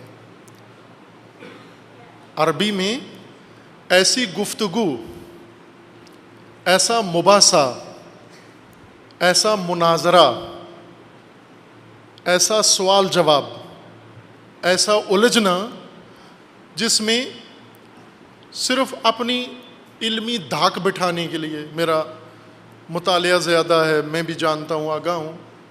عام طور پر 2 آدمی بیٹھتے ہیں، خصوصاً طلباء علماء کی یہ ایک بہت بڑی کمزوری ہوتی ہے، مرا میں جلدی الجھ جاتے ہیں، مرا کرتے ہیں. بعض تو عوام میں اکثر تھک جاتے ہیں، کہتے ہیں چھوڑو بابا رہنے دو، یہ نہیں مانتا ہے، اٹھ کے چلے جاتے ہیں. لیکن عالم نہیں اٹھ کے جاتا، وہ کہتے ہیں جب تک چھوڑائیں گے نہیں اٹھ کے جانا نہیں ہے. الجھتے رہتے ہیں، بات پہ بات، بات برائے بات، گفتگو برائے گفتگو، بغیر مقصد کے کوئی موضوع شروع کر دیں گے، کوئی ایشو شروع کر دیں گے، پھر اس کے اوپر بولنا شروع کر دیں گے بغیر مقصد کے. یہ مرا ہے. کچھ لوگ ہیں علم حاصل کرتے ہیں اس طرح کے الجھنے کے لیے.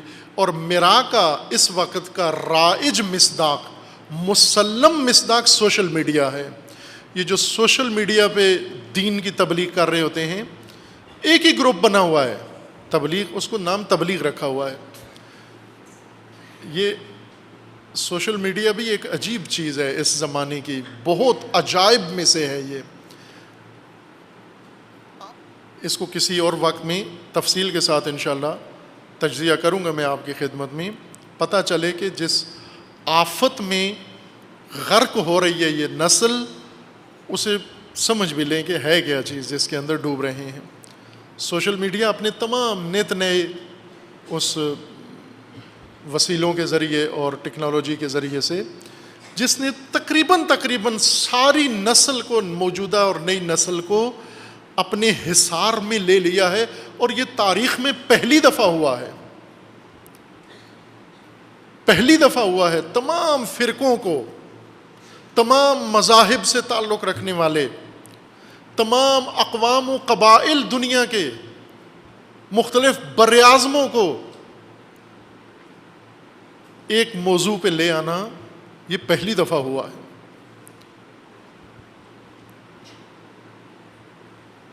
اتنا پہلے نہیں ہوا تھا. بہت فوق العادہ ہے جو کچھ ہوا ہے. اور ہو رہا ہے، اور جس میں جو غرق ہوئے ہیں انہیں آگاہی نہیں ہے کہ کیا ہو گیا ان کے ساتھ۔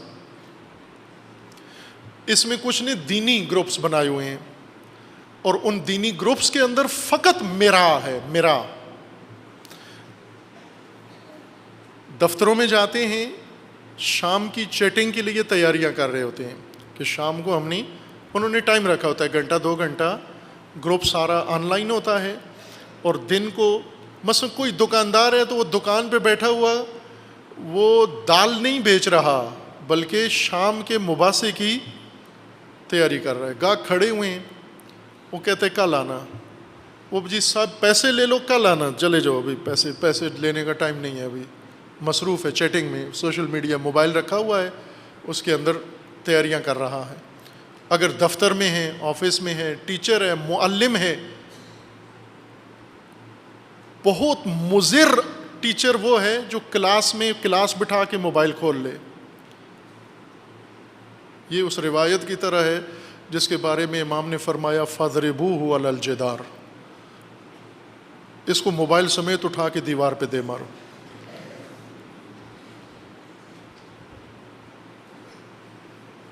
گھر میں بیوی بچے بیٹھے ہوئے ہیں، یہ موبائل نکال کے لگا ہوا ہے۔ مہمان بیٹھے ہوئے، مہمان خود بلائے، کسی کے یہاں مہمان گیا ہے، مثلا لڑکا گیا ہے، اس کا رشتہ ہونا ہے، لڑکی والوں کے یہاں لڑکا دکھانے گئے ہیں، جی اس لڑکے کے لیے رشتہ چاہیے، وہ یہ وہاں بیٹھا جا کے موبائل نکال کے لگا ہوا ہے۔ پھر تھوڑی دیر بعد ماں اس کو متوجہ کرتی ہے، پھٹے منہ ادھر دیکھ ذرا، تو تیری بات ہو رہی ہے۔ یہ غائب، یہ وہ کیا چیز ہے؟ حاضر و غائب۔ حافظ نے ایک موضوع چھیڑا ہے کہ ہیچ جم بین حاضر و غائب را دیدے ہی، دیکھا ہے کبھی ایسا مورا کہ جو حاضر بھی ہو غائب بھی ہو؟ حافظ کے زمانے میں نہیں تھا۔ حافظ کو بہت تعجب تھا کہ یہ کیسے ہو سکتا ہے کہ ایک آدمی حاضر بھی ہو اور غائب بھی ہو۔ اگر حافظ واٹس ایپ پہ ہوتے تو انہیں یقین ہو جاتا کہ ایسے ہو سکتا ہے، حاضر ہوتے ہوئے غائب بھی ہو۔ میں جس محفل میں اس سے غائب ہے، اس نے محفل میں محفل سجائی ہوئی ہے، رشتہ داروں میں بیٹھ کے اجنبیوں سے مصروف ہے، بیوی کے پاس بیٹھ کر نامحرم کے ساتھ چیٹنگ کر رہا ہے، اپنے بچوں کے ساتھ بیٹھ کر دوسروں کے بچوں کے ساتھ کھیل رہا ہے۔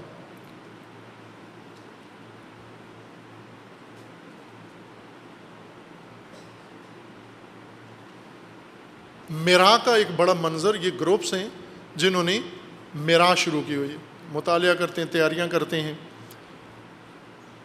اور جا کر پھر میرا اس کے لیے علم حاصل کرنا ہی قدغن ہے، ممنوع ہے، ملامت ہے، لعن کی گئی ہے جو میرا کے لیے علم حاصل کرے۔ دوسرا مباحات، مباحات یعنی دوسروں کے اوپر دھاک بٹھانے کے لیے میں کتنا بڑا علامہ ہوں، علامت الدہر، مجتہد العصر۔ ایک آدمی کو لکھا انہوں نے اشتہار میں مجتہد العصر، تو اس نے تصحیح کروائی کہ جی جناب مجھے لکھیں مجتہد الصبح۔ بانیوں نے کہا جی کیوں سب مجتہد العصر ہیں، آپ مجتہد الصبح کیوں ہیں؟ تو انہوں نے کہا کہ اس لیے کہ میں عصر کی کبھی کبھی پڑھ لیتا ہوں، صبح کی نہیں پڑھی جاتی مجھ سے۔ مجتہد العصر وہ ہے جو عصر چھوڑ دے، مجتہد الصبح اس نے کہا میں مجتہد الصبح ہوں۔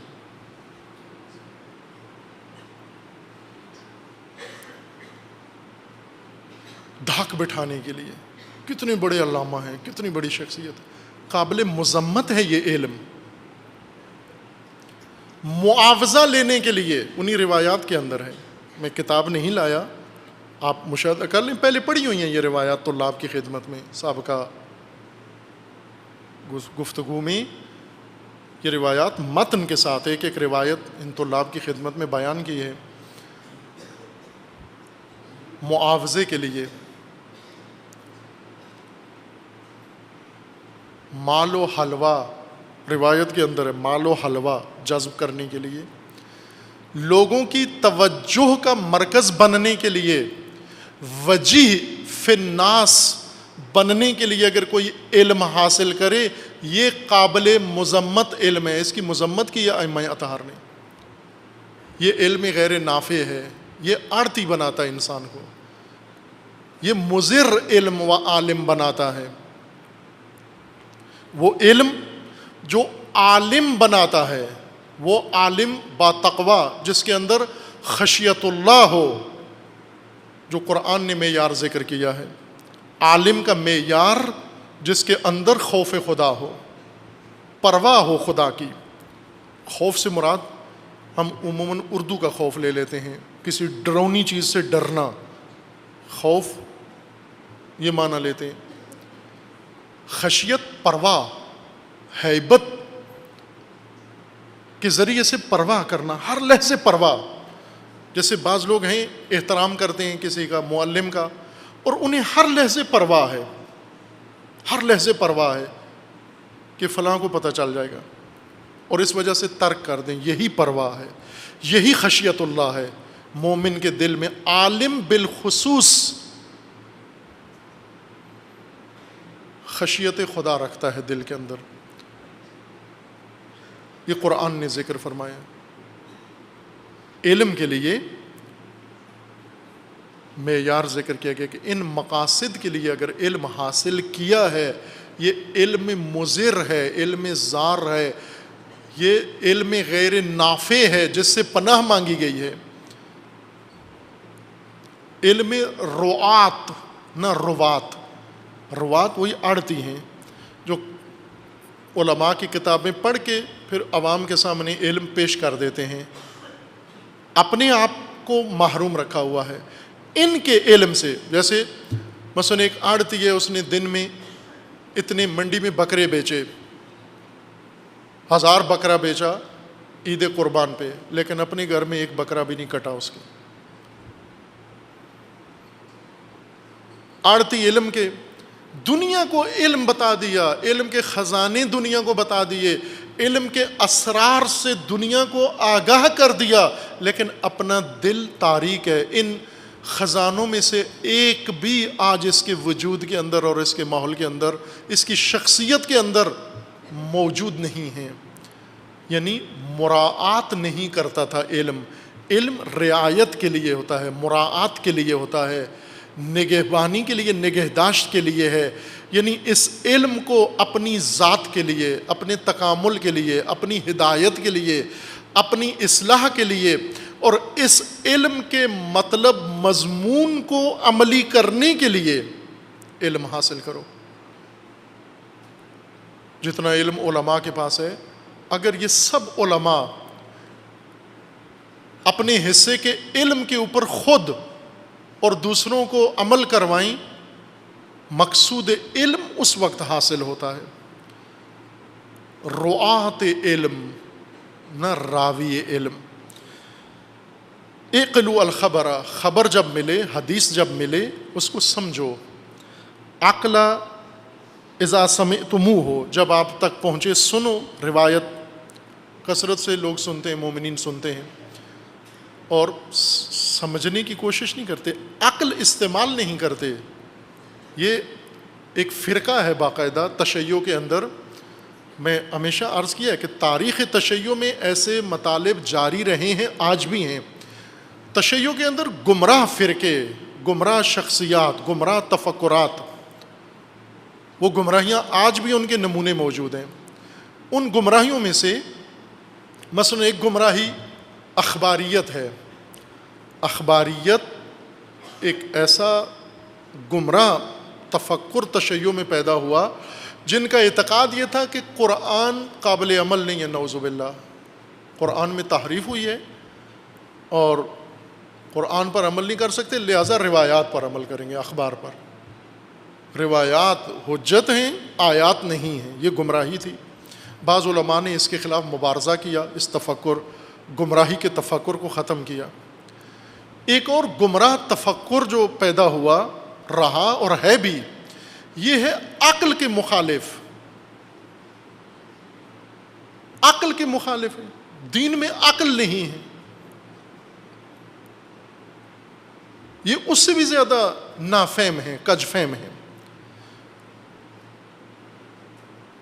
عقل کے مخالف اسی اصول شریف کافی میں روایت ہے حضرت امام موسیٰ کاظم علیہ الصلاۃ والسلام کی. امام نے ہشام ابن سالم، امام کے شاگردوں میں سے دو شاگرد ہیں بنام ہشام، ایک ہشام ابن حکم اور ایک ہشام ابن سالم. ہشام ابن سالم کو امام علیہ السلام نے یہ روایت بتائی. عقل کی اہمیت قرآن سے،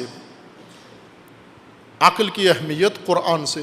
شاید اب میرے ذہن میں دقیق نہیں، 10 صفحات سے زیادہ بڑی حدیث ہے، 10 صفحوں سے بھی زیادہ بڑی.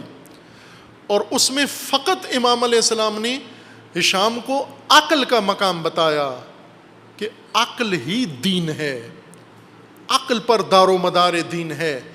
دین اترا ہی عقل کے اوپر ہے اور عقل کے لیے ہے. دین کو سمجھنا ہی عقل نے ہے. لیکن ایسے نافہم، بے عقل، بے خرد پیدا ہوئے جنہوں نے مومنوں کو یہ بتایا کہ نہ، عقل نہیں استعمال کرنی دین کے اندر. قرآن کی آیات ہیں جن میں خداوند تبارک و تعالیٰ نے عقل استعمال نہ کرنے کی مذمت کی ہے. کیوں عقل استعمال نہیں کرتے؟ کیوں تعقل نہیں کرتے؟ یہ عقل جو خدا نے دی ہے. بہت خوبصورت روایات ہیں اسی کتاب کے اندر عقل کے متعلق. ایک روایت یہ ہے کہ جس کی عقل نہیں ہے اس کا دین ہی نہیں ہے. ایک روایت میں ہے کہ خدا نے حضرت جبریل کو آدم علیہ السلام کی خلقت کے وقت جناب جبرائیل کو 3 چیزیں دے کر بھیجا. آدم کی تزئین کے لیے، آدم کی تکمیل کے لیے کہ آدم مکمل ہو جائیں، تکامل کے لیے 3 چیزیں بھیجا، اور تینوں ضروری چیزیں. ایک دین، عقل اور حیا. یہ اسی کتاب کے اندر یہ روایت ہے. اور حضرت جبرائیل لے کر آئے حضرت آدم کے پاس یہ 3 چیزیں، اور ساتھ فرما دیا کہ اللہ تعالیٰ کا حکم ہے ان 3 میں سے ایک کو لے سکتے ہیں آپ، باقی 2 واپس ہو جائیں گی. تو حضرت آدم نے عقل کو چن لیا، جبرائیل نے دین اور حیا کو کہا کہ آپ واپس ہو جائیں. تو وہ نہیں ہو گئے، واپس نہیں گئے. یہ زبان ہمیں سمجھانے کے لیے ہے. اصل حقیقت ماجرا چونکہ غیر جسمانی، غیر محسوس ہے، ہمیں محسوس انداز میں سمجھایا گیا ہے اس تمثیلی زبان میں. حضرت جبرائیل نے حضرت آدم سے کہا کہ آپ نے عقل لے لی، دین اور حیا کو کہا کہ آپ واپس ہو جائیں. وہ واپس نہیں گئے اور جبرائیل کو تعجب ہوا. دین اور حیا نے جبرائیل سے کہا کہ اللہ نے آپ کو یہ فرمان دیا تھا کہ یہ تینوں آدم کے پاس لے جاؤ، آدم سے کہو ایک کو چن لیں، رکھ لیں، باقی 2 واپس کر دیں. یہ آپ کو کہا، اور ہمیں یہ کہا دین اور حیا کو کہ ہمیشہ وہاں رہنا جہاں عقل ہو، ہمیشہ وہاں رہنا جہاں عقل ہو. اس حدیث کے مطابق دین اور عقل جدائی ناپذیر ہیں، جدا ہو ہی نہیں سکتے. ہمارے استاد بزرگوار حضرت آیت اللہ حسن زادہ آمولی دامہ ظلہ العالی، جو جامعیت میں، ذوالفنون ہونے میں اور اپنی اس خاص نوعیت میں، یعنی جس نوع کے شیخ بہائی جیسی ہستیاں گزریں، بعض تاریخ میں ایسے نادر شخصیات گزری ہیں جن کے اندر جامعیت تھی تمام علوم کی، معقول و منقول. ان میں کہہ لیں یہ آخری نشانی ہے اس سنخ کی، اس قبیلے کے علماء کی. ان کی ایک کتاب ہے مختصر سی، قرآن و برہان و عرفان از ہم جدائی نہ دارند. قرآن، عرفان اور برہان، ان میں جدائی نہیں ہے. جو ان کو جدا سمجھتا ہے نہ قرآن سے آشنا ہے، نہ برہان سے آشنا ہے، نہ عرفان سے آشنا ہے.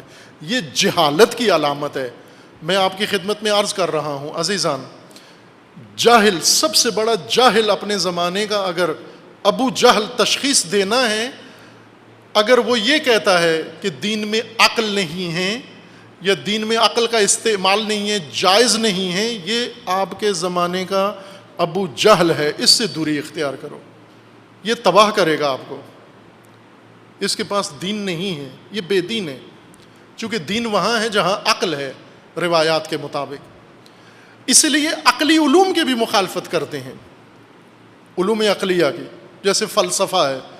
کیوں فلسفے کے دشمن ہیں؟ چونکہ عقلی علم ہے۔ خب عقلی علم ہونا گناہ ہے؟ بلے، ان کے نزدیک گناہ ہے، جو عقل ہے وہ گناہ ہے۔ حماقت ٹھیک ہے، عقل کے بعد ماذا بعد الحق الا الضلال، عقل کے بعد حماقت ہی رہ جاتی ہے۔ حماقت دین ہے ان کا، عقل ان کا دین نہیں۔ اللہ نے، رسول اللہ فرماتے ہیں کہ خدا نے آپ کو 2 رسول بھیجے ہیں، ایک رسول باطنی، ایک رسول خارجی۔ ایک رسول باطنی ہے، باطنی رسول عقل ہے آپ کی۔ بشر کو کیوں عقل دی خدا نے؟ عبث ہے، فالتو ہے، بے مقصد ہے، نعوذ باللہ۔ اللہ کا کام بے مقصد نہیں ہے، کیوں عقل دی؟ ہر فرد کو عقل دی، ہر ایک کو عقل دی، اس لیے کہ سارا دار و مدار ہی عقل پر ہے۔ انسان اور جانور میں فرق ہی عقل کی وجہ سے ہے۔ عاقل و جاہل ہی اصل فرق ہے دیندار اور بے دین ہونے کا۔ علوم عقلیہ کے بھی مخالف، اور علوم عقلیہ کے جو علماء ہیں ان کے بھی مخالف، ایسے بھی ہیں۔ علوم عقلیہ کے مخالف، علوم عقلیہ کے جو علماء ہیں ان کے بھی مخالف، علم کے دشمن، عالم کے دشمن، عقل کے دشمن۔ یہ ابو جہل سے بھی کئی قدم آگے ہیں۔ اعقلو، یہ روایت ہے امیر المومنین کی، اعقلو، تعقل کرو، سمجھو۔ جب روایت آئے، خبر آئے، اعقلو، سمجھو، عقل استعمال کرو۔ اذا سمعتموہ، جب سنو تو سمجھو۔ عقل رعایت لا عقل روایت۔ امام خمینی رضوان اللہ تعالیٰ علیہ نے اپنے ایک خطبے میں بیان فرمایا ہے کہ ان متحجرین نے، ان مقدس مآب شیاطین نے کتنا دکھ دیا امام خمینی کو۔ انقلاب سے بہت پہلے کی بات امام نے نقل کی، جو انقلاب کے بعد تک جاری رہی اور آج بھی ہے۔ وہ یہ تھی کہ امام خمینی فلسفہ پڑھاتے تھے حوزہ علمیہ قم میں۔ مدرسہ فیضیہ اس وقت ایک ہی مدرسہ تھا بڑا، اب الحمدللہ قم مقدسہ میں فیضیہ سے بھی بڑے بڑے مدارس بن گئے ہیں۔ اللہ تعالیٰ انشاءاللہ اس شجرہ طیبہ کو قائم و دائم رکھے۔ مدرسہ فیضیہ میں امام درس پڑھاتے تھے، اور امام کے بڑے فرزند مصطفیٰ خمینی جو نجف اشرف میں شہید کر دیے گئے، بہت لائق فرزند تھے امام کے، بہت۔ یہ چھوٹے تھے، مصطفیٰ خمینی چھوٹے تھے اس وقت۔ امام خمینی حوزہ علمیہ قم میں استاد کی حیثیت سے پڑھاتے تھے، فقہ پڑھاتے تھے، اصول پڑھاتے تھے، اور باقی جو رائج نصاب ہے اور اس میں سے فلسفہ بھی پڑھاتے تھے۔ فلسفہ پڑھانے کی شہرت تھی، اور بہت ہی معروف درس تھا امام کا، چونکہ امام جہاں فقہ میں بہت عمیق ہیں، اسی طرح فلسفہ میں، بلکہ اگر میں یہ کہوں تو مبالغہ نہیں ہے بعض بزرگان کے بقول کہ فلسفہ پڑھے بغیر دنیا کا کوئی علم انسان مکمل نہیں سیکھ سکتا، نہ علم دین نہ علم دنیا۔ آپ کو جتنے بڑے بڑے کسی بھی علم میں تحقیق کر لیں جا کر، مثلا ریاضی میں بڑے دانا چوٹی کے امام ریاضی کے سارے فیلسوف ہیں، فزکس کے امام سارے فیلسوف ہیں، کیمسٹری کے سارے امام فیلسوف ہیں۔ فزکس کا امام آئنسٹائن یہ فیلسوف تھا، فزکس اس کا ضمنی سبجیکٹ تھا۔ ریاضی اور الجبرے کے جتنے امام ہیں جن کے دسترخوان پہ آج بیٹھے ہوئے اکیڈمیوں میں پتلونے اور ٹائیاں پہن کے آپ پڑھتے ہو، یہ سب کے سب فلسفے کے دسترخوان کے پروردہ ہیں۔ آپ ملازمت کے لیے فزکس پڑھتے ہو، انہوں نے کائنات خدا سمجھنے کے لیے فزکس پڑھی ہے۔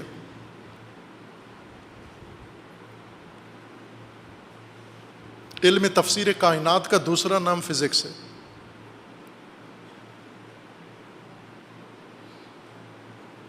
فلسفے کے بغیر کیا سمجھ میں آتا ہے؟ دین سمجھ میں آتا ہے فلسفے کے بغیر؟ آپ دیکھ لیں، فلسفے کے بغیر دین جنہوں نے سمجھا ان کا دین دیکھ لیں کیا ہے۔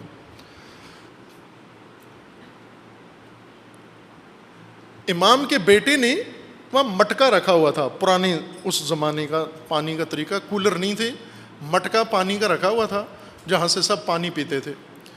امام کے بیٹے نے، مصطفیٰ خمینی نے، بچہ ہے، اس بچے نے اس مٹکے سے پانی پیا۔ بعد میں ایک بڑے عالم آئے، بڑی توند والے، بڑے امامے والے، وہ آئے، انہوں نے وہ پیالہ کپ اٹھایا، جا کر نلکے پہ دھویا۔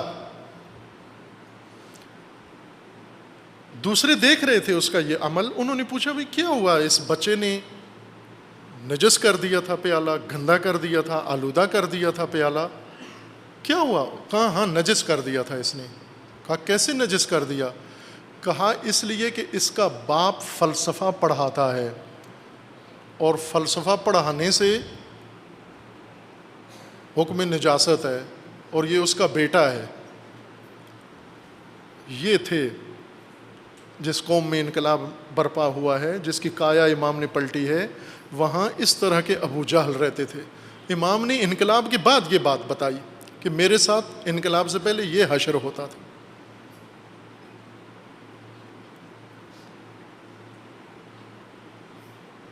ابھی بھی ایسے نادان موجود ہیں، ایسے ابو جہل موجود ہیں جو امام خمینی کو دین سے خارج سمجھتے ہیں۔ کیوں؟ چونکہ علوم عقلیہ کے ماہر تھے، فلسفہ کے ماہر تھے، علم عرفان کے ماہر تھے، کتابیں لکھی ہیں انہوں نے، اس وجہ سے یہ موجود ہیں، یہ آپ کے ملک میں بھی موجود ہیں۔ امیر المومنین کیا فرما رہے ہیں؟ اعقلو، امیر المومنین کے پاس ایسا طبقہ تھا جب سنتے تھے تو سمجھتے نہیں تھے۔ یہی جو آج ہیں یہ اس وقت تھے اور کثرت سے تھے۔ امیر المومنین کی فوج میں تھے اور 12,000 تھے خوارج، جو سنتے تھے سمجھتے نہیں تھے، اور جو سنے اور سمجھے نہیں وہ امام علی کے مخالف، امام علی کا قاتل۔ آخر انہی نے امیر المومنین کو قتل کیا۔ آج یہ خوارج کی ذہنیت رکھنے والے امام خمینی کو خارج از اسلام کہتے ہیں، وہ خوارج امیر المومنین کو نعوذ باللہ کہتے تھے آپ خارج از اسلام ہیں۔ توبہ کریں۔ امیر المومنین کو جو انہوں نے شہید کیا، تلوار چلائی، پہلے یہ فتویٰ دیا امیر المومنین کے متعلق، پھر اس کے بعد تلوار چلائی، جواز پہلے بنایا قتل کا۔ خوارج تفکر سے بنتا ہے۔ اعقلوا الخبر اذا سمعتموہ، جب خبر سنو تو سمجھو، عقل سے کام لو، تفکر کرو، تعقل کرو۔ عقل رعایت، رائی کی فہم کی طرح، اس شخص کی طرح جس نے اس کو سمجھ کر اس کو اپنانا ہے، جس نے اس کو سمجھ کر اس کو محفوظ کرنا ہے، اس چیز کو سمجھ کر اس پر عمل کرنا ہے، اس کو اپنے کام میں لانا ہے۔ اس طرح سے علم کو سمجھو۔ لا عقل روایت، عقل راوی کی طرح نہ ہو کہ سنانے کے لیے، آگے پڑھانے کے لیے، آگے بتانے کے لیے، پھر انسان خود خالی ہوتا ہے۔ آداب پڑھاتا ہے، آداب سے خالی ہے۔ احکام پڑھاتا ہے، احکام کا تارک ہے۔ ایمان پڑھاتا ہے، ایمان سے محروم ہے۔ اگر راوی کے طور پر علم حاصل کریں، فإن رواة العلم كثير ورعاته قلیل، علم کے راوی بہت ہیں اور علم کے راعی قلیل ہیں، بہت کم ہیں. اور یہ امیر المومنین کی حسرت ہے کہ راوی کم ہوں اور راعی زیادہ ہوں. اس دور میں پیدا ہو جائیں، اس عصر میں پیدا ہو جائیں. اگر راوی زیادہ ہوں علم کے، یہ راوی آڑتیوں کی طرح ہیں، علم فروش ہیں، اور علم فروشی پہ جب آ جائیں تو پھر ان کے فتووں کی کوئی حد نہیں ہوتی. راوی علم دین، جس نے علم دین پڑھا نہ رعایت کے لیے بلکہ روایت کے لیے، ان میں سے ایک قاضی شریح تھا. اس نے ملازمت کے لیے علم دین پڑھا تھا اور ملازمت ملی. قاضی القضات کئی دور میں قاضی القضات رہا، امیر المومنین کے دور میں بھی قاضی تھا، خلفاء کے دور میں بھی قاضی تھا، امیر المومنین کے بعد تک قاضی رہا، یزید کے زمانے تک زندہ رہا. اور اس سے فتویٰ لیا گیا کہ امام حسین علیہ السلام نے حکومت وقت کے خلاف قیام کیا ہے، حاکم کے خلاف حکم کیا ہے، شریعت کیا کہتی ہے. اس راوی علم نے، اس بے خرد انسان نے، اس علم فروش نے، جو عالم تو تھا لیکن علم کی رعایت نہیں، روایت کا عالم تھا، اس نے فتویٰ دیا کہ جو بھی حکومت کا مخالف ہے اس کا قتل واجب ہے.